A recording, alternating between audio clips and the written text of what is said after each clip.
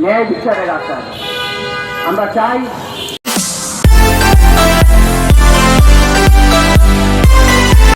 ন্যায় বিচারের আশা। আমরা চাই আপনারা আপনাদের কলামের মাধ্যমে এই জিনিসটা তুলে ধরুন।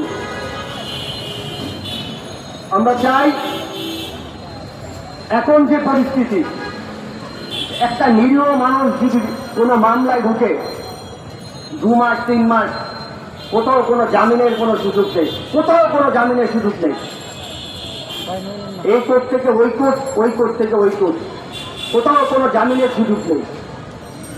তাই আমরা চাই আপনাদের মাধ্যমে এই ধরনের মামলা বাণিজ্যের যারা শিকার তাদেরকে যেন জামিনে আসার সুযোগ দিয়ে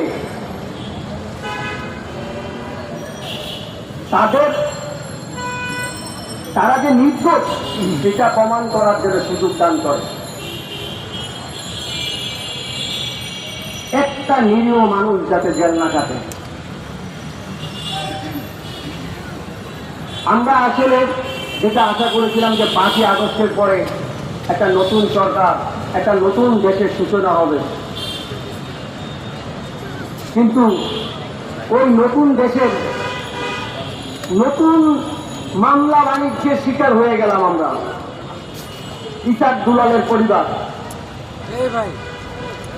তাই আপনাদেরকে বিনীত অনুরোধ, আমার সাংবাদিক ভাইদেরকে, ভাই বোনদেরকে, আপনারা আপনাদের কলামের মাধ্যমে এই জিনিসগুলো তুলে ধরেন। যারা অরিজিনাল বেশিবাদের দোষর তাদেরকে ধরেন। আমরা আছি, আমাদের প্রতিটা কোটি চাইলে আমরা দিতে পারি।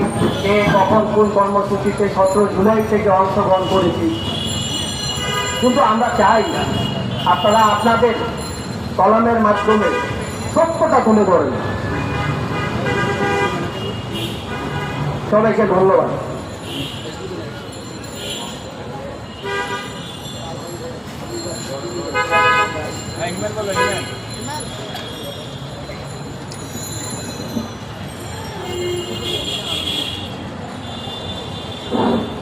আসসালামু আলাইকুম। আমি মোহাম্মদ ইমরান হোসেন। আমার বাবা মোহাম্মদ ইসাক দুলাল। বর্তমানে আমার বাবাকে মিথ্যা মামলা বাণিজ্যের জন্য আমার বাবাকে ধরে নিয়ে গিয়েছে। সেখানে আমার বোন জামাই উল্লেখ করেছে যে আমার বাবাকে বাসা থেকে ধরে নিয়ে গেছে, কিন্তু তারা এই যে আরে উল্লেখ করেছে মৃত্যুরোগ থেকে। তারা প্রমাণ করতে ব্যস্ত যে আমার বাবা আওয়ামী লীগ করে।